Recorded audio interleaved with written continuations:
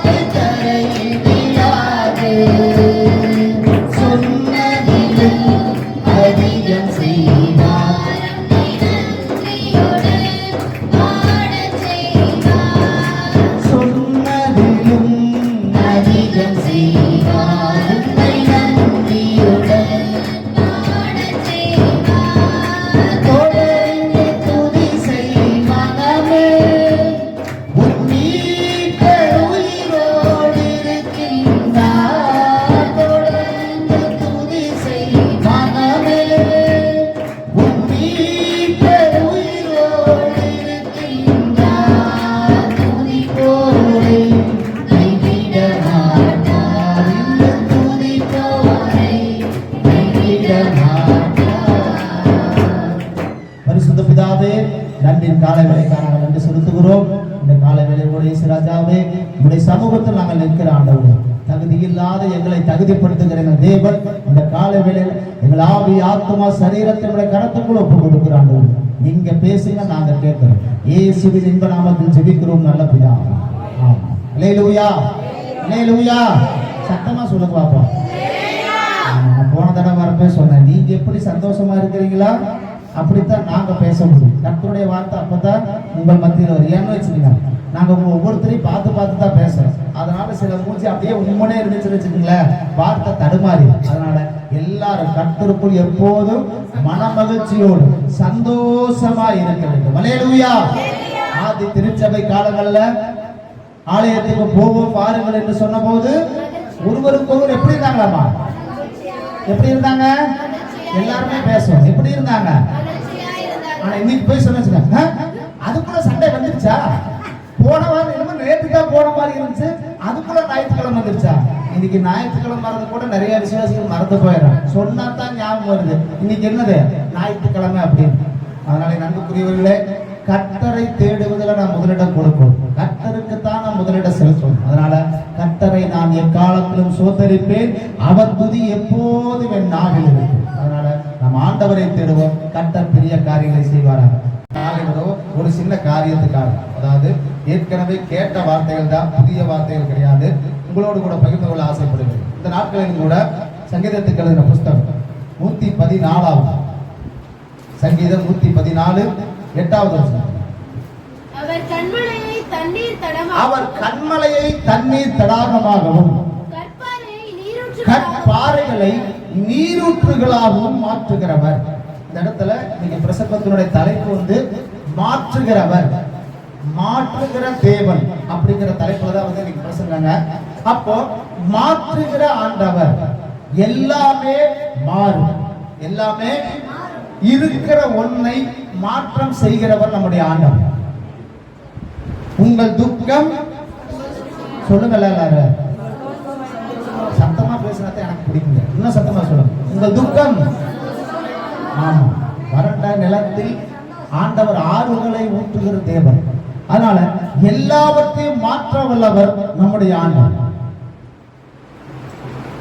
மாற்றத்தை கட்ட நம்முடைய வாழ்க்கையில கொண்டு வருவார். இருக்கிற நிலையிலே நாம் இருக்க மாட்டோம், கட்டாயம் இன்னொரு நிலைக்கு நாம் மாறும்.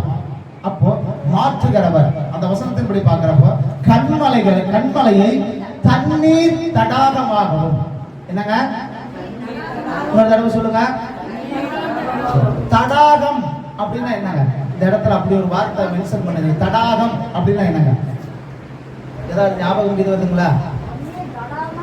படிச்ச பிள்ளைகளுக்கு கூட ஞாபகம். தடாகம் என்பது ஒரு நீர்நிலை அல்லது ஒரு ஏரி, ஒரு குளம்னு சொல்லுவாங்க. தாமரையெல்லாம் பூத்திருக்கு, நல்ல பச்சை பசையில் இருக்கக்கூடிய ஒரு இடம் தான் வந்து பூக்களக்க பூத்திருக்கும், தாமரை செடிகளா இருக்கு. அதுதான் வந்து தடாகம் அப்படிங்கிற ஒரு வார்த்தை வந்து தமிழ்ல இருக்குது. ஆனா அதெல்லாம் வந்து காலப்போக்கில் அந்த வார்த்தை மறைஞ்சே போச்சு.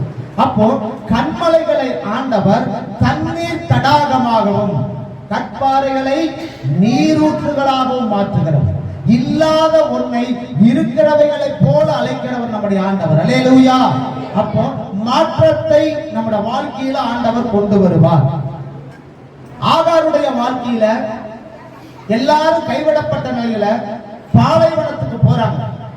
குழந்தை வந்து தண்ணிக்காக அழுகுது, சாக போகிற ஒரு நிலைமையில் இந்த ஆகார் ஆண்டவரை நோக்கி பார்த்த வேளையில் அந்த மனப்பாங்கான ஒரு இடத்துல பாலைவனத்துல நீரூற்றை புறப்பட பண்ண செய்தவர் நம்முடைய ஆண்டவர். கரமுயர்த்தலை சொல்லுங்களா.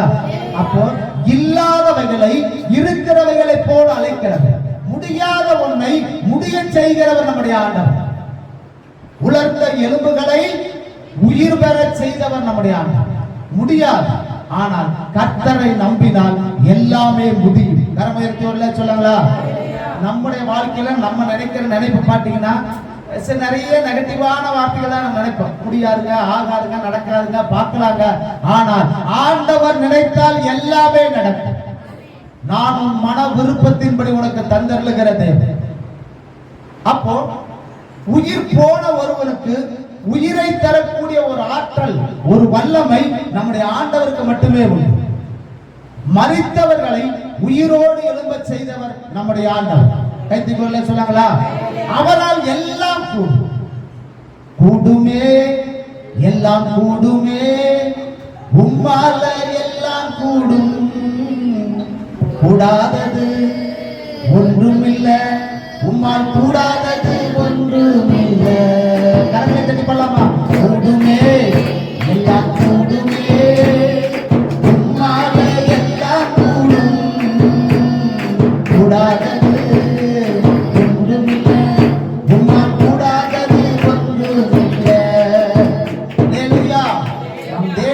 எல்லாம் கூடும்.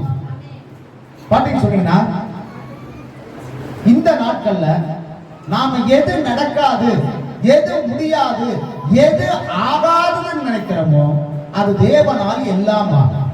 லாசர் மரித்து விட்டார், அந்த இடத்துக்கு கல்லறைக்கு போறாங்க. கல்லறையை புரட்டணும்னு சொல்றப்போ அவங்க கிட்ட இருந்து அந்த வார்த்தை தெரியுங்களா என்ன சொன்னாங்க?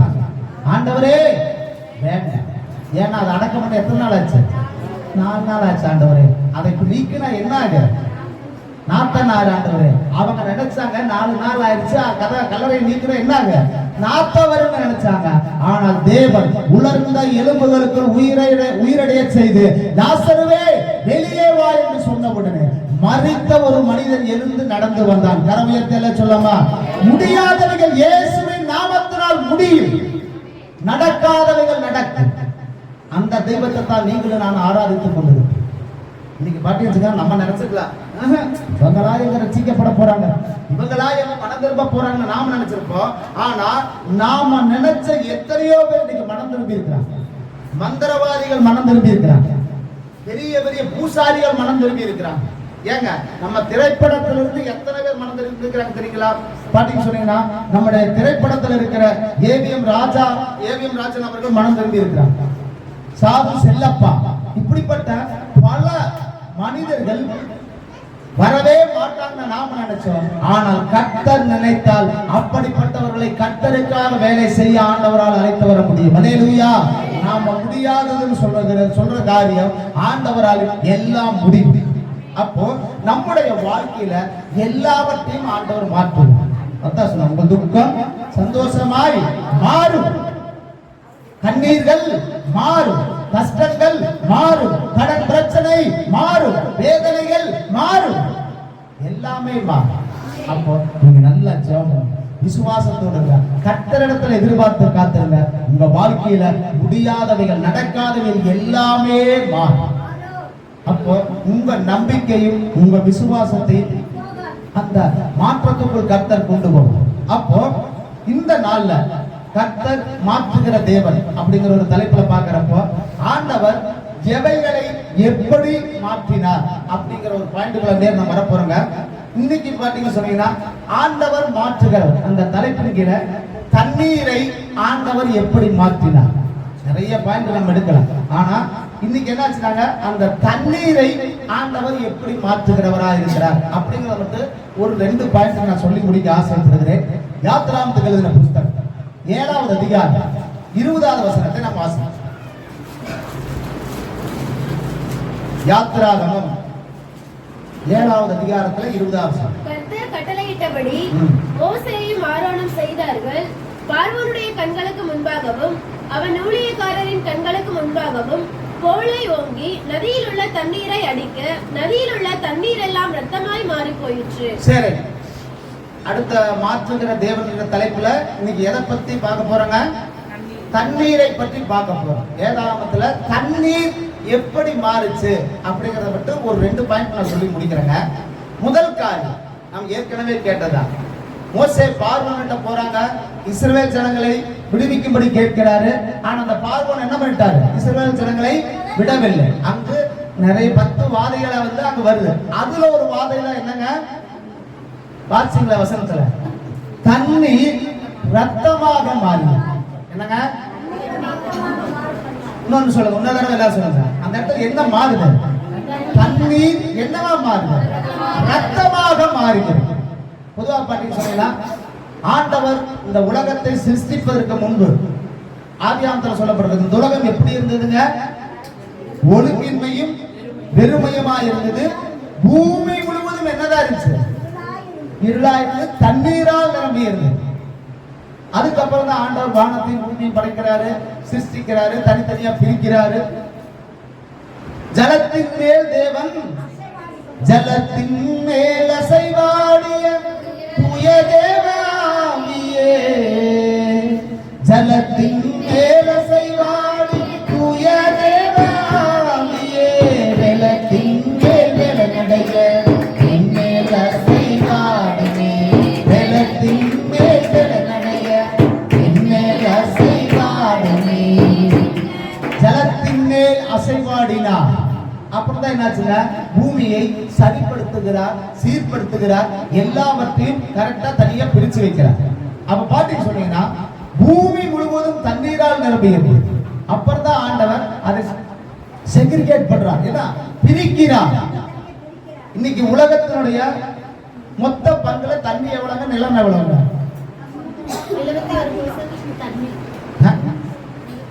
3 பங்கு நீராலும் 1 பங்கு நிலத்தினால சூழப்பட்டதுதான் பூமி. உலகங்கிறது பாத்தீங்கன்னா 1 பங்கு தான் நிலம். ஆனா இந்த 1 பங்கு நிலத்துல எவ்வளவு மக்கள் இருக்கிறாங்க? எவ்வளவுங்க? இந்த பிள்ளைகளே படிக்க போகுதுங்களா என்ன ஒன்றும் புரிய மாட்டேங்குது. ஏனுங்க பேர சொன்னா சரி, 8 கோடிக்கு 8 கோடி மேடம் உழைக்க என்னங்க டெஸ்ட் பண்றீங்களா? சரி, கோடி கோடியா இருக்குது போ. அவ்வளவுதான் இருக்குதுங்க. ஒரு பங்கு நிலத்துல இத்தனை கோடி இருக்குன்னா மிச்சம் 3 பகுதி நீரால் சூழப்பட்டது. அது என்ன கடல் தெரியுங்களா? 3 கடல் என்ன தெரியுமா?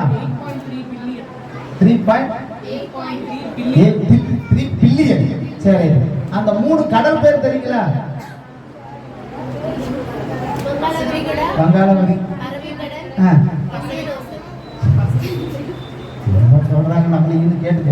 சரி, 3 பங்கு கடலால் சூழப்பட்டு 1 பங்கு மாத்திரம் நிலத்தால் சூழப்பட்டது. அப்போ தண்ணீருக்குள்ளதான் உலகமே இருக்குது. அதான் பாத்தீங்கன்னா இன்னைக்கு சுனாமிலாம் வந்துட்டு என்ன இருங்க, ஒரு ஊரே ஒரு நகரமே அழிஞ்சு போகும். அப்ப நல்லா கவனிச்சுங்க, தண்ணீருக்கு என்று நிறம் கிடையாது. தண்ணீருக்கு என்ன இல்லைங்க, கவனிக்கிறீங்களா? எல்லாம் என்னை தான் பார்க்கணும். தண்ணீருக்குன்னு நிறம் கிடையாது, ஆனால் சுவை உண்டு. தண்ணீருக்கு நிறம் இல்லை, ஆனா என்ன உண்டுங்க, சுவை உண்டு. அதாவது என்ன பாத்தீங்கன்னா தண்ணீர்ல ஒரு 3 பகுதியா நாம பிரிக்கலாம். ஒண்ணு உப்பு தண்ணி, இன்னொன்னு என்னங்க சொல்றதா சத்தமா சொல்லுங்க, நல்ல தண்ணி, அப்புறம் சப்ப தண்ணி. அவ்வளவுதான் எனக்கு தெரிஞ்சிருக்குது, வேற தெரிஞ்ச மாதிரி இல்ல. நல்ல தண்ணி, உப்பு தண்ணி, சப்ப தண்ணி. சரி, அப்ப தண்ணீருக்கு நிறம் கிடையாது, ஆனா தண்ணீருக்குன்னு ஒரு சுவை உண்டு. இதை விட என்ன தெரியுங்களா? ஆனா இந்த தண்ணீரோடு கவனிக்கிறீங்களா, சில மூலப்பொருட்கள் சேர்க்கும் போது அதனுடைய சுவை இன்னும் அதிகமாகும். நான் கேட்கிறேன், நீங்க பதில் சொல்லிருங்க. ஒரு எலுமிச்சம்பழத்தை புளிஞ்சு கொஞ்சம் சர்க்கரை போட்டு தண்ணீரை கலந்து அது என்ன ஆயிடுங்க, லெமன் ஜூஸா மாறி. அதே தண்ணிக்குள்ள டீ தூளை போட்டு சர்க்கரை போட்டு பால் ஊத்துனா அது என்னவா மாறிடுது, டீயா மாறிடுது, காப்பியா மாறிடுது. இப்போ தண்ணீருக்குன்னு தண்ணீர் நிறம் கிடையாது, ஆனா தண்ணீரோடு சேர்ந்து சில மூலப்பொருட்கள் சேரும்போது அதற்கு நிறமும் மாறுகிறது, சுவையும் மாறுகிறது. கரமுயர்த்தி வரல சொல்லாமா? அடுத்த கேள்வி, தண்ணீரினுடைய மூலக்கூறு என்னது? H2O. அது தனித்தனியா சொல்லுவாங்க. ஹைட்ரஜனும் ஆக்சிஜனும் சேர்ந்ததுதான் தண்ணி. அப்ப H2O, அதனால மூலக்கூறு. சரி, அப்ப இந்த இடத்துல பார்க்கறப்ப நேரே வசனத்துக்கு நேர் வந்துருவாங்க. ஏன்னா அதிகமான பொதுவா, ஏன்னா சில காரியங்கள் பொதுவா பேசுறது இன்னும் கொஞ்சம் மக்களுக்கு புரியும். அப்போ தண்ணீரை மோசே அங்க அடித்த உடனே தண்ணீர் ரத்தமாக மாறியது. அந்த இடத்துல தண்ணி என்னவா மாறுங்க, ஒன்னா தண்ணி கருப்பா மாறிருக்கு, இல்லாட்டி தண்ணி கெட்டு போயிருக்கலாம், இல்லாட்டி தண்ணி வத்தி போயிருக்கலாம், ஏதோ ஒண்ணு நடந்திருக்கலாம். ஆனால் நான் சொல்றது விளங்குதுங்களா? ஒன்னா வத்தி போகிற மாதிரி பண்ணிருக்கேன், இல்லாட்டி கருப்பா மாத்திருக்கலாம், இல்லாட்டி தண்ணி ஃபுல்லா கெட்டு போற மாதிரி கூட மாத்திருக்கலாம். ஆனால் மோசே தண்ணியை அடித்த உடனே அங்க தண்ணி என்னவாக மாறுதுங்க, ரத்தமாக மாறுது. ஏன் ரத்தமா மாறுச்சு? ஏன்னா இதெல்லாம் பிரசங்கிறது பாட்டி சொல்லுங்கள பயங்கரமா பேசிட்டு போனா அது அப்பா நீ பாசி பிடிச்சு உதவிட்டாரு. ஆனா சில காரியங்கள் நம்ம தெரிஞ்சுக்கணும். ரத்தமா ஏன் மாறுச்சு, ஆண்டவர் ஏன் ரத்தமாக அதை மாத்தினார். வேற எப்படி வேணாலும் மாத்திருக்கலாம், ஆனா அங்க தண்ணி என்னவா மாறுது? சரி, ரத்தம். ரத்தம்னா என்னதுங்க, உயிர். ரத்தங்கிறது என்னங்க, ரத்தம்னா என்ன? இன்னைக்கு நான் நிக்கிறேன்னு சொன்னா அதுக்கு காரணம் என் உடம்புக்குள்ள இருக்கிற ரத்தம் கரெக்டா ஓடிக்கிட்டு இருக்கனால நிக்கிறேன். ரத்தம் கெட்டு போச்சுன்னா என்ன இருங்க, அவ்வளவுதான். அப்ப நல்லா கவனிச்சுங்க. சரி, அடுத்த கேள்வி கேட்டா, ஒரு ஆணுடைய உடம்புல எத்தனை லிட்டர் ரத்தம் இருக்குது, பெண்ணுடைய உடம்புல எத்தனை லிட்டர் ரத்தம் இருக்கு? அற்றே யோசிக்கிறாங்க. பெண்களுக்கு 4.3 லிட்டர், ஆண்களுக்கு 5.7. அதாவது நல்லா 24 மணி தின்னுட்டா இருக்கிறவங்க நீங்க சொன்ன மாதிரி 6 லிட்டர் என்ன 10 லிட்டரா கூட ஊறும். நார்மலான அளவு எப்படிங்க ஒரு மனுஷனுக்கு இவ்வளவு இருக்கணும். இதுக்கு குறைஞ்சாலும் கஷ்டம், கூடுனாலும் கஷ்டம். சரிங்களா? அப்ப பாட்டிங்க சொன்னீங்கன்னா ரத்தத்தினுடைய திசுக்கள், ரத்தத்தினுடைய அணுக்களுக்கு பேர் என்னங்க, ஹீமோகுளோபின். என்னங்க, ரத்த சிவப்பணுக்கள் சொல்ற பாத்தீங்களா, ஹீமோகுளோபின். அந்த செல்கள் கரெக்டா இருந்தா ரத்தம் கிளாட் ஆகாதபடி அப்படின்னு சொன்னா கட்டி ஆகாதபடி அது என்ன தண்ணி மாதிரியே இருக்கு. அப்போ இந்த இடத்துல தண்ணீர் ரத்தமாக மாறியதுக்கு ஒரு காரணம் என்னன்னு கேட்டீங்கன்னு சொன்னீங்கன்னா தண்ணின்னு சொன்னாவே சாரி ரத்தம்னு சொன்னாவே அது எனக்கு உயிர். அந்த இடத்துல உயிர் இல்லைன்னா அது என்ன இது எல்லாமே மாறிட்டு.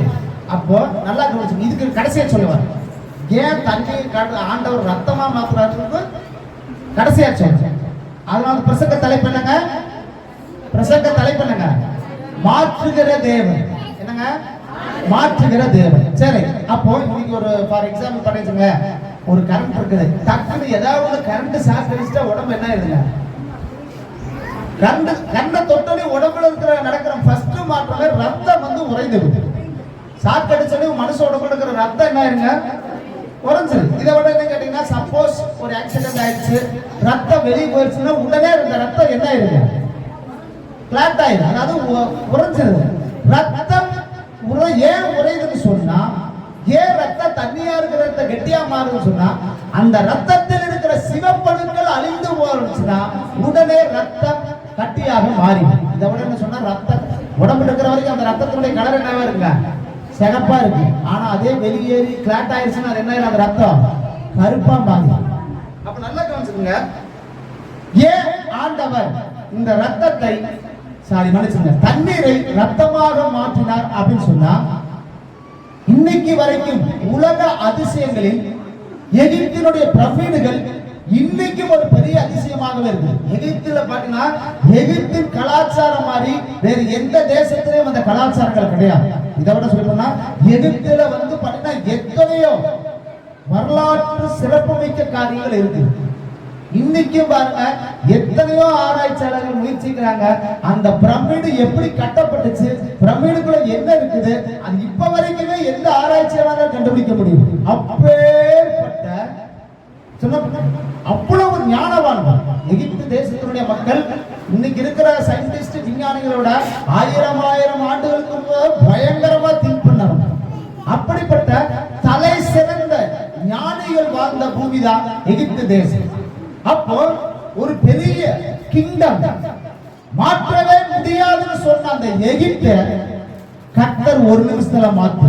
கரமேல சொல்லாங்களா? மாற்றவே முடியாதுன்ற மாற்றத்தை கர்த்தர் ஒரு நிமிடம் மாற்றினார். எது எப்படி மாற்றினாருங்க? தண்ணீரை ரத்தமாக மாற்றினார். அப்போ இன்றளவு பாட்டின்னு சொன்னீங்கன்னா, அந்த எகிப்தினுடைய கலாச்சாரம்ல பயங்கரமா இருக்கு. சாதாரண அந்த பிரமிடுகள் என்னங்க, ஒரு இறந்து போன உடம்ப கொண்டு போய் உள்ள வச்சது, அவ்வளவுதான். அது பிரமிடுங்கன்னா ஒரு பெருசுலாம் கிடையாது, அது ஒரு கல்லறமா. ஆனா அதனோட கட்டிடக்கலை பாட்டி சொன்னீங்கன்னா, இன்னைக்கு வரைக்கும் எந்த ஆராய்ச்சியாளருமே அதை வந்து கெஸ் பண்ணவே முடியல. அப்பேற்பட்டது அதனுடைய கலாச்சாரங்களை பாட்டினா என்னாச்சுங்க, அந்த மம்மி, அதான் மம்மிகள்னு சொன்னாங்க, இறந்த உடலை பதப்படுத்துறது. பயங்கரமான அவங்களுடைய மூளை, அவங்களுடைய திறமைகள் பார்த்தீங்கன்னா யாருனாலும் எந்த தேசத்தினாலே அடிச்சுக்க முடியும். அப்படிப்பட்டவங்க அந்த எகிப்துல பாத்தீங்கன்னு சொன்னீங்கன்னா, சிறப்பு மிக்கவை நிறைய இருந்தாலும் நைல் நதி எகிப்தில் தான் இருக்கு. என்ன நதிங்க? சரி, எகிப்தினுடைய பேரழகி பேரு தெரியுங்களா? கிளியோபட்ரா. எகிப்திலேயே பேரழகி யாருங்க?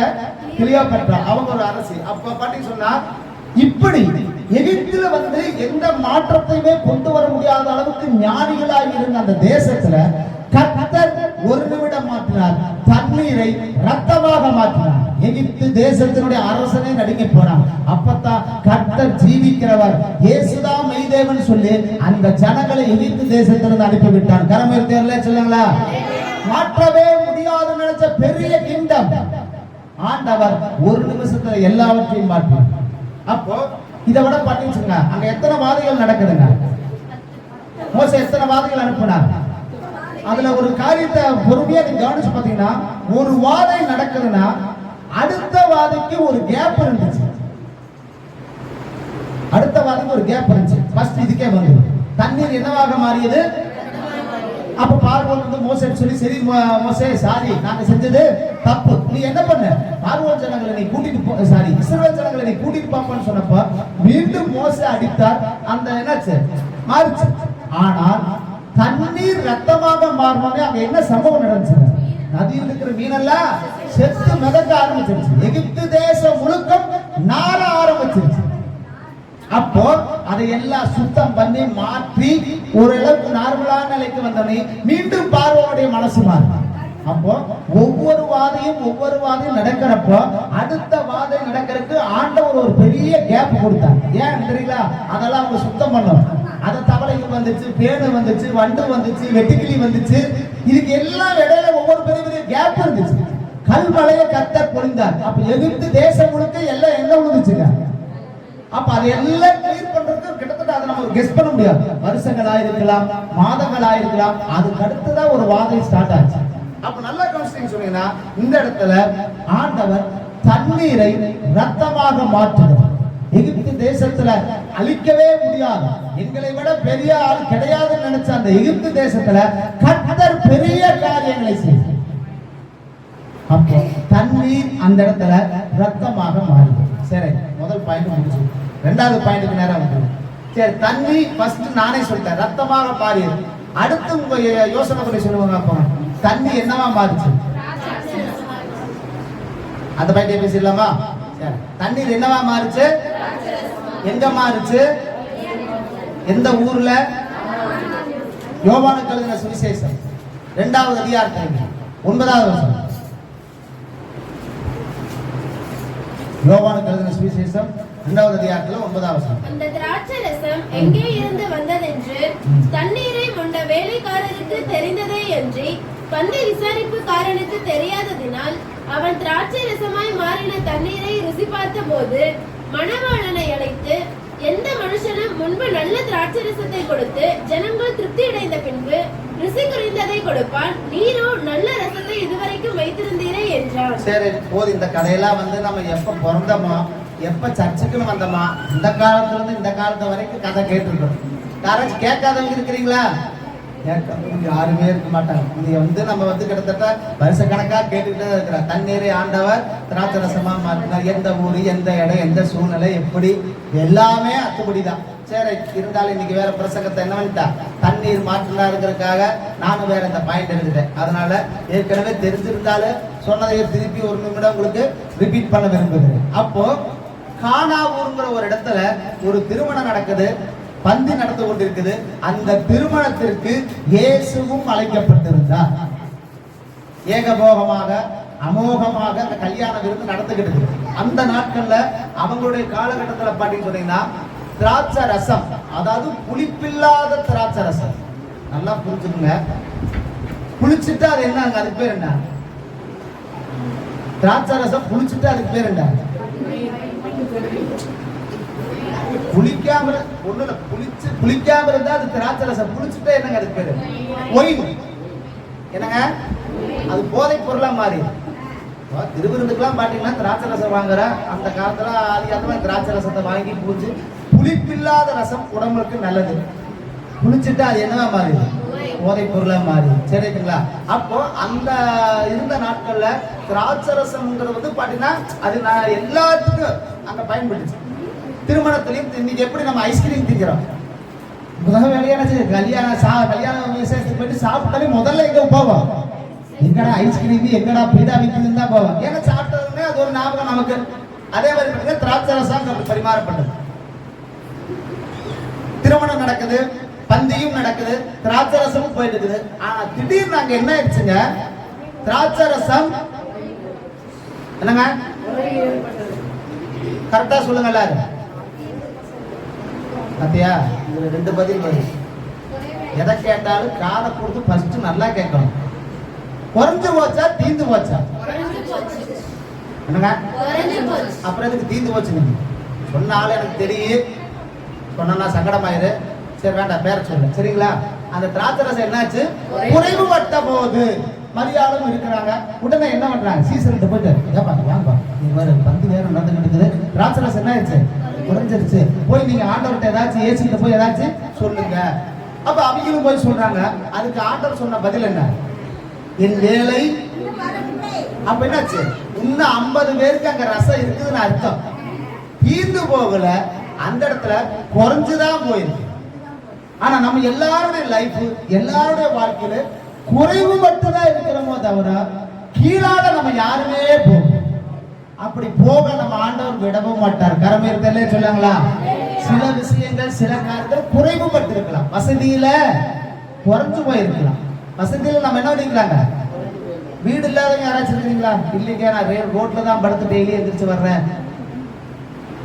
துணியே கிடையாதுங்க, ஏதோ கிழிஞ்ச துணி தான் போட்டு வரேன், அப்படி யாராச்சும் இருக்கிறீங்களா? ஒருவேளை கோட்டு சூட்டு போடுறதுக்கு நமக்கு வசதி இல்லைன்னா கூட சாதாரண பேண்ட் சட்டை போடுறதுக்காக கடவுள் நமக்கு திரும்ப கொடுத்துக்கிறாங்க. கைத்துக்கல்ல சொல்லாங்களா?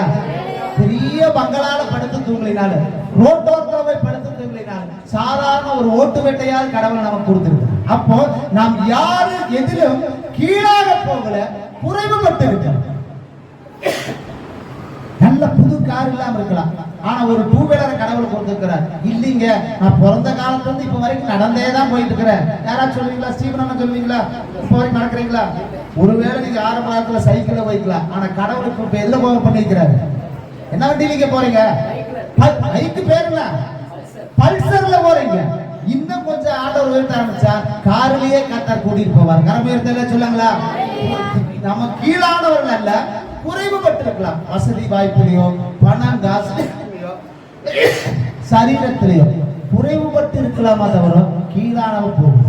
அப்போ குறைவுகளை கிறிஸ்து இயேசுவுக்குள் நிறைவாக்குறவர் நம்முடைய ஆண்டவர். அல்லேலூயா. எல்லாவித மாற்றங்களையும் கர்த்தர் கொண்டு வருவார். குறைவுகளை கர்த்தர் மாற்றுவார். இந்த இடத்துல தண்ணீர் குறைந்தது, திராட்சரசம் குறைந்தது.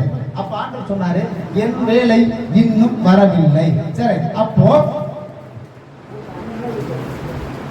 ஆண்டவருக்குன்னு ஒரு நேரம், நம்ம ஒவ்வொரு வாழ்க்கையிலும் அற்புதங்கள் நடக்கவும், அடையாளங்கள் நடக்கவும், நம்முடைய வாழ்க்கை மாறுவதற்கு ஒரு நேரத்தை கர்த்தர் வச்சிருக்கிறார்.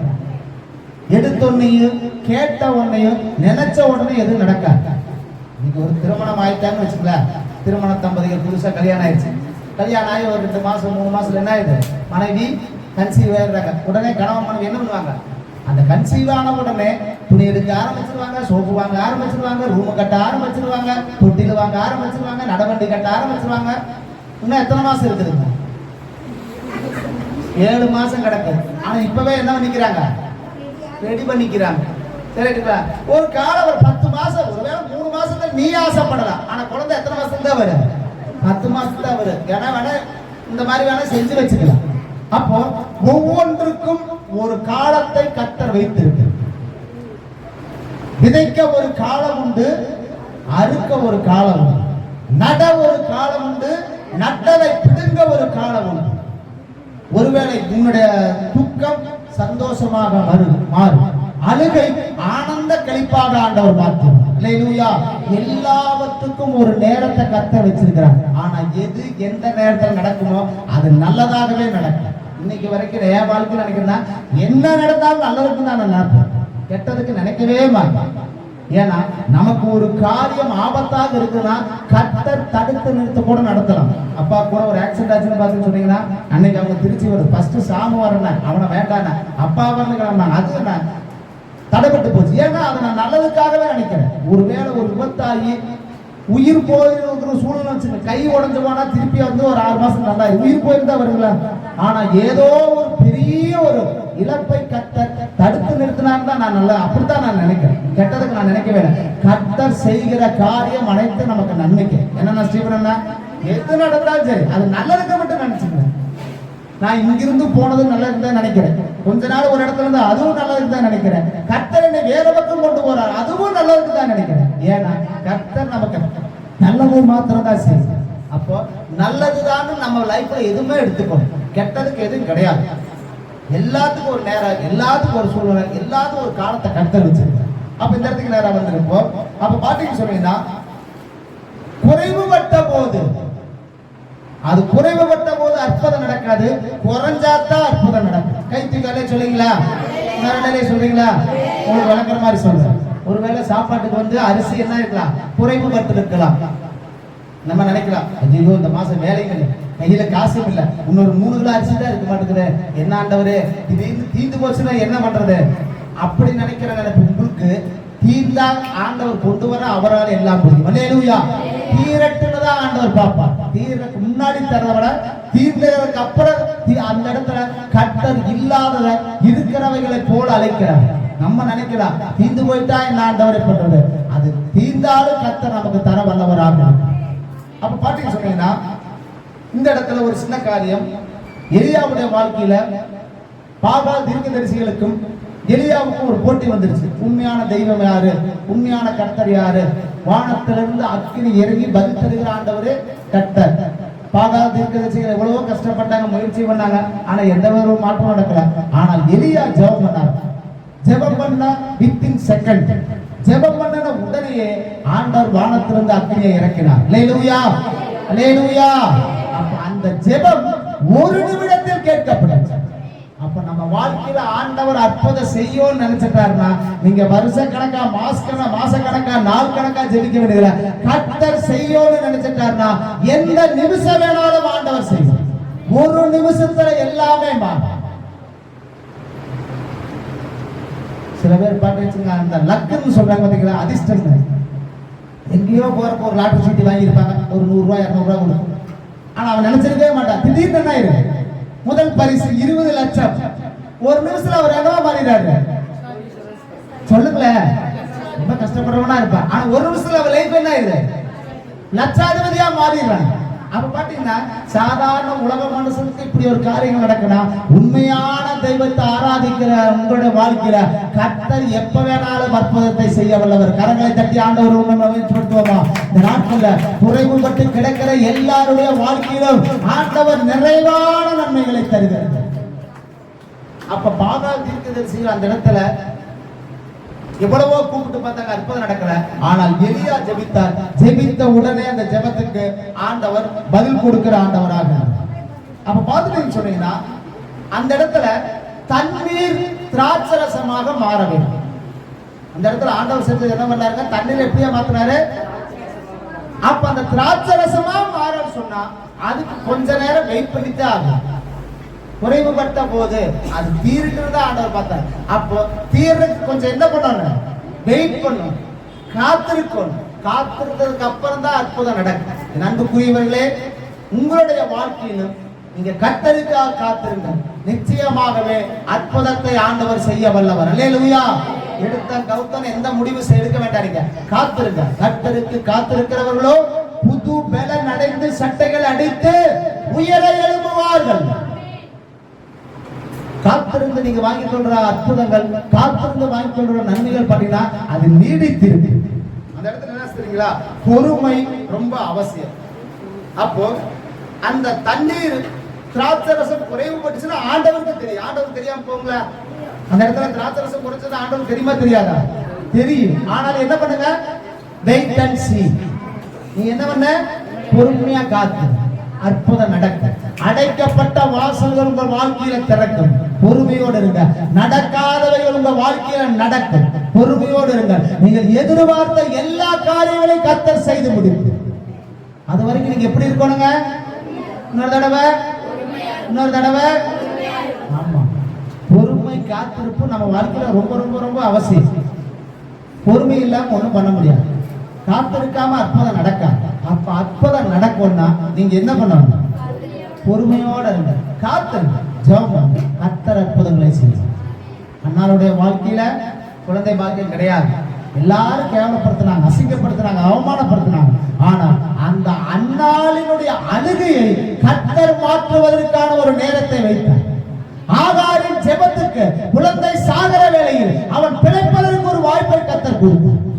அதனால கர்த்தருக்கு காத்திருங்க, பொறுமையோடு இருங்க. ரொம்ப நீங்க அவசரப்பட வேண்டாம். உங்க வாழ்க்கை மாறும், உங்க சூழ்நிலை மாறும், உங்க குடும்பம் மாறும், உங்க நிலையெல்லாம் மாறும். காத்திருங்கள், கர்த்தர் பெரிய காரியங்களை செய்ய வல்லவர். அல்லேலூயா.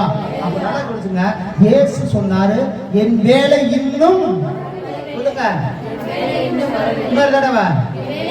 அப்ப ஆண்டவருக்குன்னு ஒரு டைம் இருக்கு. விளங்குச்சா விளங்குறீங்களா? ஆண்டவர் நமக்கு கொடுக்க ரெடியா வச்சிருக்கிறார், தர ரெடியா வச்சுக்கிறார். ஆனா அதை வந்து எப்ப கொடுப்போமோ அப்பதான் கொடுப்பார். நான் எப்போ சொல்ற ஒரு சின்ன உதாரணம் தான். ஒரு சின்ன கை குழந்தை இருக்குன்னு வச்சுக்கோங்களேன். சின்ன குழந்தை, ஒரு 3 மாசம் 6 மாசம் குழந்தைன்னு வச்சுக்கோங்களேன். ஒரு 500 நோட்டை கூட அந்த குழந்தை கையில கொடுக்குறாரு. அந்த குழந்தை என்ன பண்ணுங்க சொல்லுமா? ஆமா, எலிசபெத்தாமாவே நீங்க சொல்லுங்க. வாயில போட்டு எச்ச பண்ணு, இல்லாட்டி என்ன பண்ணிடு, கொஞ்ச நேரம் பார்த்துட்டு டக்குன்னு என்ன ஆயிடும். இதே வந்து இஸ்ரவேலன் கிட்ட ஒரு 500 ரூபாய்க்கு கொடுக்குறேன், என்ன பண்ணுவாரு? பைக்கு இன்னைக்கு ஆயில் சர்வீஸ் பண்ணிக்கலாம் மாட்டுறது. என்னாச்சுங்க, நமக்கு அந்த வேல்யூ தெரியும். குழந்தைக்கு அந்த வேல்யூ தெரியாது. ஆனா பெரியவங்க நமக்கு என்ன தெரியுங்க, ஏதோ ஒரு பொருள் வாங்கலாம் நான் நினைப்பேன். அப்ப நல்லா கவனிச்சுங்க, கர்த்தர் எல்லாத்தையும் தர வல்லவரா இருக்கிறார். ஆனா நமக்குன்னு அதுக்கு ஒரு நேரம், நமக்குன்னு ஒரு தகுதி வர்ற வரைக்கும் பொறுமையோடு காத்துருங்க. கர்த்தர் கட்டாயம் உங்களுக்கு தான் தரப்போறார். கையொருத்தி எல்லாம் சொல்லாமா, மரணிலே சொல்லாங்களா? போலீஸ் ஆகணும்னா அதுக்கு சில ரூல்ஸ் அண்ட் ரெகுலேஷன் தகுதி வேணும். சும்மா எல்லாரும் போலீஸ் ஆக முடியாது, எல்லாரும் மிலிட்டரியில சேர முடியாது. அப்ப நல்லா கவனிச்சுங்க, தகுதிகள் உண்டு. கடவுள் உங்க வாழ்க்கையில அற்புதத்தை செய்ய வல்லவர். இப்பவே பெருசா எடுத்து ஆண்டவர் கொடுத்துட்டாருன்னு வச்சுங்களேன், உங்களுக்கு அதை எப்படி யூஸ் பண்றது கூட தெரியாது. என்ன நான் சொல்றேன், நான் புரிஞ்சா புரியல. ஒரு சின்ன பையன்கிட்ட கொண்டு போய் பல்சர் கொண்டு போய் கொடுத்து தம்பி ஓட்டுறான் அப்படின்னா ஆசைப்படுவான். அப்பா பல்சர் 150 வந்துடுச்சு, ஆனா ஓட்ட முடியுமா? ஸ்டாப் போட்டு ஃபர்ஸ்ட் கீரை போட்டு விட்டானா பைக் உழுந்தானே சுக்குநூறா உடஞ்சு போயிடும். அப்போ தருவார். ஆனா அதுக்குன்னு சரிப்பு, அதுக்குன்னு தகுதிப்படி ஓட்ட கத்துக்க. அப்ப அந்த பல்சர் உனக்கு ஈஸியா கைத்துக்கொள்ள சொல்லாமா? உங்களுக்கு கத்த எல்லாமே தருவார். பொறுமையோட இல்ல, அதுக்கு நீ சரியான ஒரு இடத்துக்கு தகுதிப்பட்டு பக்குவப்பட்டீங்கன்னா அதை ஹேண்டில் பண்றதுக்கு உங்களுக்கு அது அனுபவம் கரெக்டா. அப்ப நல்லா கவனிச்சுங்க, இயேசு சொன்னார், என் வேலை இன்னும் வரவில்லை, அவருக்கு ஒரு நேரம் உண்டு, காத்திருங்க, கர்த்தர் அற்புதங்களை செய்வார். அப்புறம் அடுத்த பாயிண்ட்க்கு நேரம் வந்துருவார்.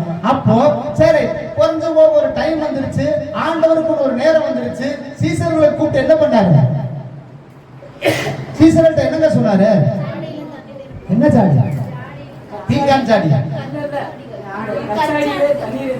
கச்சாடியை கொண்டு போய் நீங்க என்ன பண்ணுங்க? ஆமா, அந்த நாட்கள்ல பாத்தீங்க சொன்னீங்கன்னா அந்த கச்சாடின்னு சொல்றது வீட்டுக்கு வெளியில யூஸ் பண்ணக்கூடிய ஒரு பொருள். கச்சாடி இன்னைக்கு தான் பீங்காடு, அது பிளாஸ்டிக் வந்துருச்சு. அன்னைக்கெல்லாம் கண்ணுலயே இருந்துச்சு. எதுனா இந்த மேக்சிமம் அந்த இஸ்ரவேலர்கள் யூதருடைய கலாச்சாரத்தை எப்படி பாத்தீங்களா, எப்ப வீட்டுக்குள்ளார வந்தாலும் எப்ப வெளியே போனாலும் கால் கழுவாம, கை கால் போக கழுவாம அவங்க உள்ளே வரக்கூடாது, போகக்கூடாது. அதுக்காகத்தான் அந்த தண்ணி எப்பவுமே எல்லா இடத்துலயும் வச்சிருப்பாங்க. ஒரு சர்ச்சு ஆலயமானாலும் வச்சிருப்பாங்க, ஒரு வீட்டுல கூட வச்சிருப்பாங்க. ஒரு வீட்டுக்கே போறனா கூட காலை கழுவிட்டு தான் உள்ள போகும். அப்போ வெளியில் பயன்படுத்தக்கூடிய ஒரு பொருள், வெளியில் வைக்கப்பட வேண்டிய ஒரு கச்சாடியில ஆண்டவர் திராட்சை ரசத்தை மன்னிச்சுங்க, தண்ணீரை ரசமாக மாட்டினார். இப்போ ஒண்ணு இல்லைங்களா, திராட்சை ரசம் ஒரு அண்டா இருக்குன்னு வச்சுங்களேன், கர்த்தர் பார்த்து அப்படி கையை நீட்டிருந்தா என்ன இருக்குங்க? குறைஞ்சு போன அந்த அண்டா என்ன இருக்கு? கட கட கட கடன்னு மேட்சிக்கே நம்பி இருக்கு. 2 அப்பா 5 மீனத்தை எடுத்து கையை தூக்கி ஜெபம் பண்ணிட்டு இருக்கிறார். கூட என்ன ஆயிடுச்சு? அதே அற்புதத்தை அங்க செஞ்சிருக்கலாம். ஆனா ஆண்டவர் அந்த இடத்துல கையை நீட்டுறோன்னே அண்டா நிறையில, நீ தண்ணியை கொண்டு போய் எங்க ஊத்து? கச்சாடியில, வீட்டுக்கு வெளியில. அதாவது அந்த பாத்திரம் கனவீனமான ஒரு பாத்திரம். அந்த இடத்துல நீ அங்க கொண்டு போய் தண்ணீர் நிரப்பு. தண்ணீர் நிரப்புனாங்க, அதை கொண்டு போய் என்ன பண்ணுங்க? தண்ணி விசாரிக்கிறாங்க. அவர் மகனாக சீசரை பண்ணாங்க, ஏங்க இந்த திராட்சை ரசம் அப்படியா கொடுங்க, வாங்கி குடிச்சு போட்டு அடாடா என்ன டேஸ்ட், என்ன பிரமாதம், ஜனங்களுக்கு பரிமாற ஆரம்பிச்சாங்க, புகழ்ந்து தள்ளினாங்க. ஆனா அந்த தண்ணி எங்கிருந்து வந்துச்சு, எதுல இருந்து திராட்சை ரசம் வந்துச்சுன்னு யாருக்குமே. சரி, இப்ப சின்ன ஒரு எக்ஸாம்பிள் சொல்றேன். சீக்கிரமா உங்களுக்கு ஒரு ஜூஸ் அட்டகாசமா ஒரு ஜூஸ் போட்டு கொடுத்துருக்க, சர்ச்சு முடிஞ்சு போட்டு தரமாட்டேன் சொல்றேன், எடுத்துக்காட்டு. ஜூஸ் போட்டு ஒரு டம்ளர்ல கொண்டாந்து கொடுக்குற, நல்ல வெயில் கிடமா இருக்குது, சும்மா வாங்கி குடிக்கிறீங்க, பிரமாதமா இருக்குது, குடிச்சிட்டீங்க. ஆனா அந்த ஸ்டீம்ல ஜூஸ் எப்படின்னா இருந்துச்சு? ராஜா சூப்பரா இருந்துச்சுங்க. இல்லைன்னா அது ஒரு 10 நாளா தண்ணி ஒரு குடத்துல வச்சிருந்தா அந்த தண்ணியில இருந்து ஜூஸ் போட்டு கொடுத்தேன். இப்போ உங்க ரியாக்ஷன் எப்படி இருக்கு? அப்ப நான் சொல்லலைன்னா உங்களுக்கு அது எப்படி இருக்கு? அட்டகாசமா இருக்கு. திடீர்னு சொல்லிட்டேன். ஆனா அது ஒரு 10-15 நாளா ஒரு குண்டால வச்சிருந்தேன்னா அந்த தண்ணியில ஜூஸ் போட்டோம்னா தெரியாத வரைக்கும் டேஸ்ட் தான், தெரிஞ்சா என்ன ஆயிரும்? அப்ப இன்னைக்கு பாத்தீங்கன்னா அது தெரியாது யாருக்குமே, அந்த ரசம் எங்கிருந்து வந்துச்சுன்னு யாருக்குமே. இன்னைக்கெல்லாம் பாத்தீங்கன்னா எந்த ஒரு தயாரிக்கிற இடத்த பாத்தீங்கன்னா கட்டாயம் எந்த பொருளையும் திங்கிறதுக்கு மனசு வராது. பானிபூரி எல்லாம் பாத்தீங்கன்னா கடையில சாயங்காலம் 6 மணிக்கு போய் எல்லாம் வாங்கி உடச்சு லப்பன்னு திங்கிறேன். ஆனா செய்யற இடத்த போய் பாருங்க, வாழ்க்கையில பானிபூரியே நம்ம நினைக்க மாட்டோம். எந்த பொருளுமே அப்படித்தான். அதோட தயாரிக்கிற இடத்துல போய் பாட்டு வச்சுக்கலாம், உண்மையாவே எந்த பொருளையும் சாப்பிட நம்ம மனசே வராது. சரி உங்க அந்த கதைக்குள்ள நான் போக வேண்டாம். என்னாச்சுங்க, அந்த ரசம் எங்கிருந்து வந்துச்சு? வெளியிலே வைக்கப்பட்ட கச்சாடியில் இருந்து வைக்க வந்தது.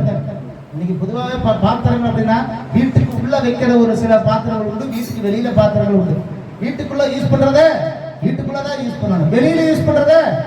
சப்போஸ் திடீர்னு எங்க அந்த இருக்கிற ஒரு மக்கள் தூக்கிட்டு எங்க குடிக்க கொஞ்சம் தண்ணி கொடுங்க தூக்கிட்டு வந்துட்டா உடனே என்ன பாச்சு ஏன் அறிவே இல்லையா? எதத்து போய் தூக்கிட்டு வந்துருக்காங்க. ஏங்க வீட்டுல சொம்பு இருக்குது, டம்ளர் இருக்குது, மீறி போன வாட்டர் கேன் இருக்குது, ஜக் இருக்குது. அந்த பாத்திரம் எங்கதான் இருக்கணும்? 8000 ரூபாய் கொடுத்து ஒரு செருப்பு வாங்கியாச்சு, என்ன பண்ணுவீங்க? ஐயோ 8000 ரூபாய்க்கு 8000 ஒன்லி கொண்டு பீரோக்குள்ள வச்சுக்கிட்டு போட்டு போயிட்டு கையில தொடச்சு திருப்பி பீரோக்குள்ளே வைப்பீங்க. அது நீங்க 10,000 ரூபாய் கொடுத்து வாங்கினா அது எங்க இருக்க வேண்டிய பொருள்? பீரோக்குள்ள வச்சு வச்சு எடுத்து போட்டுக்கிட்டு போக முடியும். அப்ப நல்லா கவனிச்சுங்க, எது எது எங்க இருக்குதோ அதாவது அந்த இடத்துல இருக்கு. ஆனா இது கனவீனமான ஒண்ணு, எல்லாரும் சும்மா அற்பமா நடக்கக்கூடிய ஒரு கச்சாடி. ஆனால் தேவன் அற்புதங்களை செய்தது ஆகாதவைகளிலிருந்து, ஒதுக்கப்பட்டவைகளிலிருந்து, வெறுக்கப்பட்டவைகளிலிருந்து தான் அற்புதம் நடந்தது. திராட்சை ரசத்தை வாங்கி குடிச்சவங்க என்னன்னாங்க, எப்போ கல்யாணத்துல அஸ்திப்பா அது எல்லாத்தோட அந்த பாயாசம், வடை, பொரியல வடை எது டாப் டக்கற செம்ம டேஸ்டியா. எந்த கல்யாணத்திலையும் போய் நாங்க இப்படி குடிச்சது இல்லை. என்னாச்சு?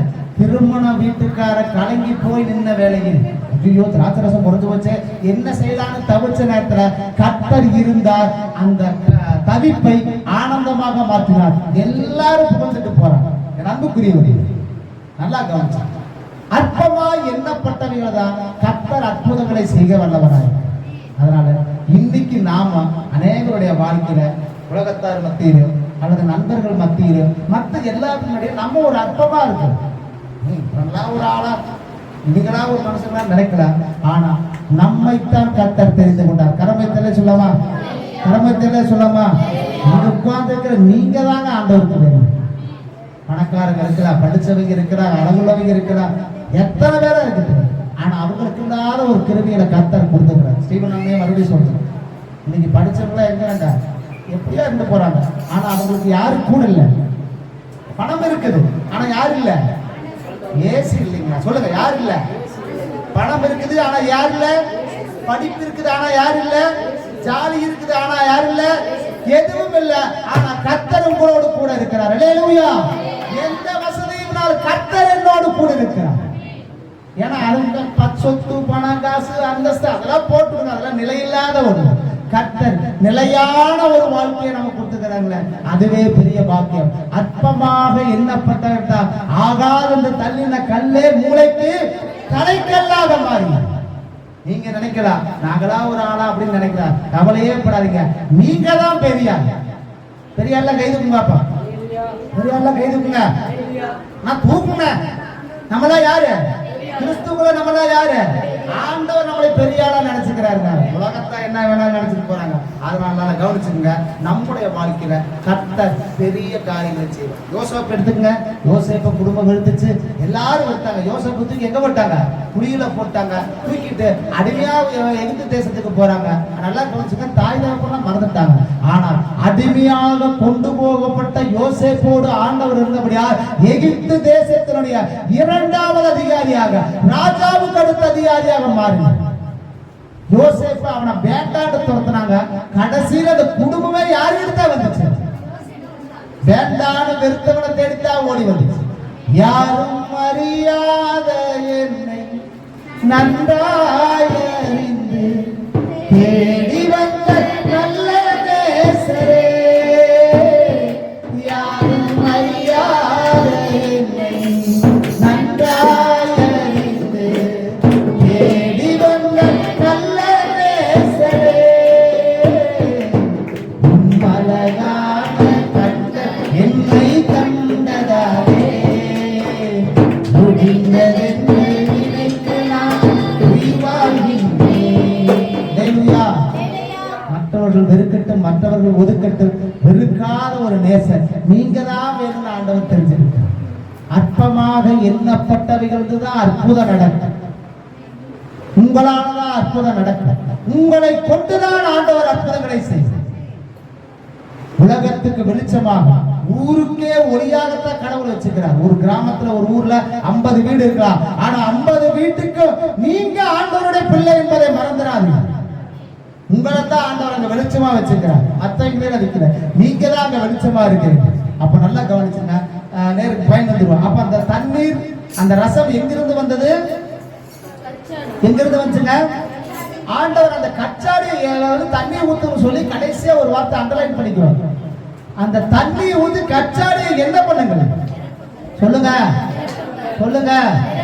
முக்காவாசி விடாத, அரைவாசி விடாத, குறைவா விடாத. தண்ணி என்ன பண்ணிரு? ஃபில் பண்ணிரு, நிரப்பிரு. அப்ப நல்லா கவனிச்சுங்க. கர்த்தர் தரக்கூடிய ஆசீர்வாதம் அரைகுறையான ஆசீர்வாதம் அல்ல, குறைவான ஆசீர்வாதம் அல்ல, நிறைவான ஆசீர்வாதத்தை கர்த்தர் நமக்கு வச்சிருக்கிறார். அல்லேலூயா. அற்புதம் நடக்கும்னா ஜாடி என்ன ஆகணும்? நிரம்ப வேண்டும். நிரம்புறது என்னாச்சு? இதுக்கு மேல அந்த இடத்துல தண்ணி பிடிக்காது. நிரம்பிடுச்சுன்னா அடுத்து ஒரு குழாயில தண்ணி வச்சுட்டு குடத்தை வச்சுட்டீங்க, தண்ணி நம்பிடுச்சுன்னா அந்த மிச்சம் வர தண்ணி என்ன ஆயிடும்? கீழே தான் போகும். ஏன்னா அந்த இடத்துல இடம் இல்லை. நல்லா கவனிச்சுங்க. கடவுளும் உங்களுக்கு ஒரு ஆசீர்வாதத்தை தரணும்னு சொன்னா நிரம்பி வழியத்தக்க ஆசீர்வாதத்தை தர வல்லவர். ஒளிப்பிடத்தில் இருக்கிற புதையல்களையும் மறைவிடத்தில் இருக்கிற பொக்கிஷங்களை கர்த்தர் நமக்கு தருகிற தேவனாக இருக்கிறார். அல்லேலூயா. அப்ப நம்ம உச்சிதமான கோதுமையாலும் கண்மலையும் தேடினாலும் திருப்தி ஆகிறார். கடவுள் நம்மை ஆசீர்வதிக்க நினைத்தால் அது நிரம்பி வழிகிற ஆசீர்வாதம். ஒருவரும் திறக்க முடியாதவனை பூட்டுகிறவர், பூட்ட முடியாதவனை திறக்கிறவருமான திறவுகோலை உடையவர் நம்முடைய ஆண்டவர். அதனால நீ கடவுள்கிட்ட கேளுங்க, ஆண்டவரே உங்க ஆசீர்வாதம் வேணும், உங்க நன்மை வேணும், கிருபை வேணும். தினமும் ஜெபம். கர்த்தர் உங்களை நிரப்பி வழியப்படுகிற தேவனாக இருக்கிறார். சரி, சொல்றது நிறைய இருந்தாலும் சீக்கிரம் நான் முடிச்சுக்கிறேங்க. அப்ப நல்லா கவனிச்சுங்க. நிரப்பி அந்த இடத்துல தண்ணியை நிரப்பினார்கள், நிரப்பி வழிந்தது. பாட்டி சொன்னீங்க. அப்போ நம்முடைய வாழ்க்கையில் கர்த்தர் அவருடைய சொந்த பிள்ளைகளாக ஆண்டவர் தெரிஞ்சுக்கிட்டா நீங்க ஆண்டவருடைய பிள்ளைகளா இருக்கிறீங்க.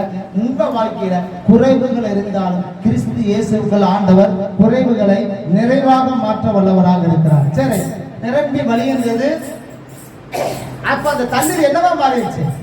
ரசமாக மாறியது. அதை ஆண்டவர் என்ன பண்ண சொல்றாரு? நீங்க கொண்டு போய் பந்தி விசாரித்து வேண்ட கொடுங்க. என்ன பண்ணுங்க? சர்வ் பண்ண ஆரம்பிச்சது.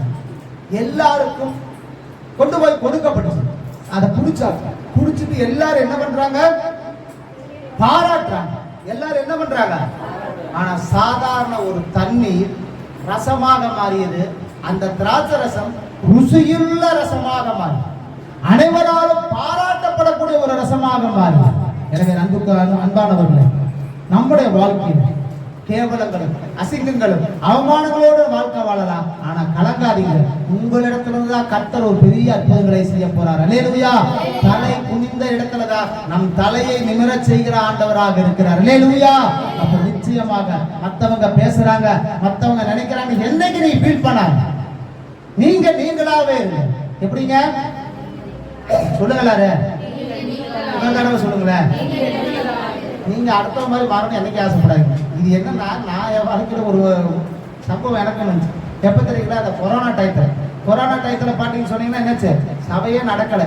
விசுவாசிகளை போன்லதான் பேசிக்க முடியாத சபை ஆறாலும் கூடி நடத்த முடியல. அப்பதான் என்ன பண்ணுவா? யூடியூப் சேனல் ஆரம்பிச்சா, ஆன்லைன்ல பிரேயர் நடக்க ஆரம்பிச்சது. சரிங்களா? ஆன்லைன்ல சிறப்பான முறையில் நம்ம விசுவாசிகளை பக்கத்து ஞாபகம் இருக்குதா இல்லைங்களா? எங்க ஞாபகம் இருக்குதா இல்லையாங்க? 5 வருஷம் ஆச்சு, மறந்து வச்சுக்கிறீங்களா? என்னாச்சு? அப்ப சில நேரத்துல எல்லாம் யூடியூப் பார்த்தாங்க, என் நண்பர்களா பார்த்தாங்க. அப்ப என்கிட்ட ஒரு வார்த்தை சொன்னாங்க, ராஜா நீங்க பிரசங்கம் பண்றது எல்லாமே சூப்பரா இருக்குது, எல்லாம் நல்லா இருக்குது, ஆனா உங்க ஸ்லாங்க கொஞ்சம் மாத்திக்குங்களே அப்படின்னாரு. நம்ம பாசம் எப்பவுமே கோயம்புத்தூர் பாசம் தான், நமக்கு இப்படித்தான் பேசி பழக்கம். ஸ்லாங்க கொஞ்சம் மாத்துங்க, நல்லா இருக்கு அப்படின்னாங்க. நானும் யோசிச்சு பார்த்தேன், உங்களை மாத்தாங்களா? கிறிஸ்துவுக்குள் அன்பானவர்களே, இன்றைய நாள் கர்த்தர் நம்ம ஒரு ட்ரை பண்ணி தான் பார்த்தேன். ஆனா என்ன ஆச்சுன்னா, எனக்கு அது வரல. அதாவது கடவுள் என்னை ராஜான்னு பேர் சொல்லி அழைச்சாங்க, எனக்கு என்ன கொடுத்துக்கிறாரு அதான். திடீர்னு நான் டிஜிஎஸ் தினகரன் ஐயாவாட்ட மாற முடியும், திடீர்னு நான் மோகன் சிலாசன செய்யாவாட்ட மாற முடியும், பெருக்குமான் செய்யா மாதிரி மாற முடியும். ஏன்னா பெருக்குமான் செய்யா பாட்டுக்கு ஒண்ணுன்னா அவர் பெருக்குமான் செய்யா மட்டும்தான். டிஜிஎஸ் தினகரன் ஐயானா அவர் மட்டும்தான். ட்ரை பண்ணலாமா தவிர அவர் மாதிரி நாமள மாற முடியும். அப்ப நாம எப்படி இருக்கணும்? அப்பதான் வேணாண்டா, நம்ம எதுக்கு போய் தேவையில்லாத அடுத்தவங்க மாதிரி ஏன் பண்ணணும்? ஏன் மாதிரி பாட்டு வேணா ட்ரை பண்ணலாம், ஆனா அவர் மாதிரி பாட முடியும். அது அவருக்கு கர்த்தர் கொடுத்த கிருபை. கரமயத்துல சொன்னாங்களா? அப்ப யாரா இருக்கணும்? நான் யாரோ அது நானாத்தான் இருக்கணும், தவிர அடுத்தவங்களா மாற நினைக்க ஆசைப்படாதீங்க. கடவுள் உங்களுக்கு ஒரு நல்ல பைக்கு, நல்ல வீடு, நல்ல வாழ்க்கை கொடுக்குறாரு, சந்தோஷப்படுங்க. பக்கத்துல இருக்கிறவங்களை பார்த்து நம்ம என்ன கூடாது? இப்பதான் 2 வருஷமாச்சு முடி வந்து அதுக்குள்ள வீடு கட்டிட்டா, கார் வாங்கிட்டா. அந்த அம்மா வெளியில போறப்போ வீட்டுல இருக்கிற பார்த்தா ஒண்ணு தெரியுமா? மாட்டேங்குது. ஆனா வெளியில கிடைக்கு பார்த்தா இந்த கடைசியில இருந்து அந்த கடைசி வரைக்கும் என்னாச்சு, சின்ன செயின், பெரிய செயின், டாலரு, மோதிரம், அவங்க இப்படியே இருந்துட்டு போறாங்க. அவங்களே நீங்க பாக்குறீங்க. கடவுள் நமக்குன்னு என்ன கொடுத்திருக்கிறாரா, அதுலதான் கடவுள் நம்ம ஆசீர்வாதம் வச்சிருப்பாரு. அல்லேலூயா. பணக்காரன் சந்தோஷமா இருப்பாங்க நீங்க நினைக்கிறீங்களா?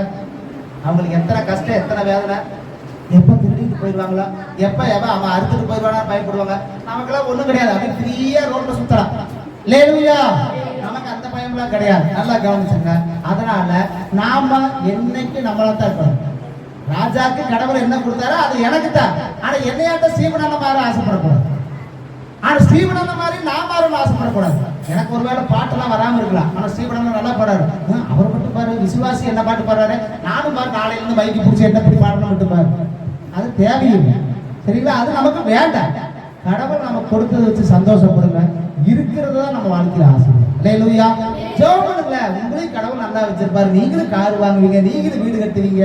உங்களையும் கடவுள் நிரம்பி வழியத்தக்க ஆசீர்வாதத்தை தர ஆண்டவர். அல்லேலூயா. இல்லைன்னு சொல்லவே மாட்டார். நீங்க கேட்கறதெல்லாம் கடவுள் உங்களுக்கு கொடுப்பார். கொஞ்சம் கொஞ்சமா கொடுப்பார். அப்ப அது வாங்கறதுக்கு முன்னாடி நம்ம என்ன பண்ணிருக்கோம் சொல்லுங்க. தீபாக்க சொல்லுங்க அந்த பாயிண்ட. கிடைக்கிற வரைக்கும் என்ன பண்ணணும்? காத்திருக்கணும், பொறுமையோட இருக்கணும். காத்திருங்க. கர்த்தர் உங்க வாழ்க்கையில் அற்புதங்களை செய்வார். அப்ப நல்லா கவனிச்சுங்க. ருசியுள்ள ஒரு ரசமாக மாறும். ஆனா அது எங்கிருந்து வந்துச்சுன்னு யாருக்குமே சப்போஸ் தெரிஞ்சிருச்சுன்னு வச்சுக்கோங்க. ஒரு எட்டி பார்த்துட்டேன், என்னடா பானையில இருந்து என்னமோ மோக்கரா கொட்டாரா என்ன ஆயிருக்கு உள்ள போய், ஏய் எல்லாம் உடம்பு புடிச்சுக்கிட்டு இருக்கிறீங்களா, அங்க போய் பாரு அவன் எங்க இருந்து எடுத்துக்கிட்டு வர்றான்னு சொல்லி உடனே என்ன இருக்குங்க, பயங்கர கலவரம் நடந்தது. ஏன்டா என்னை கல்யாணத்துக்கு வர சொல்லி போட்டு என்ன வேலை பார்த்துக்கிறேன். கல்யாண வீட்டுக்காரன் என்ன பண்ணிருப்பாங்க, போட்டு புலந்தெரிஞ்சிருப்பாங்க. ஆனா என்னாச்சு, யாருக்கும் அது தெரியாதனால என்ன பண்ணிட்டு போறாங்க, கையை கொடுப்பா என்ன பேஸ்ட் இது பாராட்டிட்டு போனாங்க. நல்லா கவனிச்சிருந்தாங்க. அற்பமாக எண்ணப்பட்டவர்கள் ஒரு பெரிய ஆச்சரியம் காத்திருக்குது. அல்லேலூயா. அதனால நண்புக்குரியவர்களே, நிச்சயமாகவே கர்த்தர் அதாவது எப்படி சொல்லிட்டுங்களா, உலகம் பார்க்கிற பிரகாரமாக ஆண்டவர் உங்களை பார்க்கல. ஆண்டவருடைய பார்வைக்கு நீங்க எல்லாமே அழகாய் நிற்கும் யார் இவர்கள், திரளாய் நிற்கும் யார்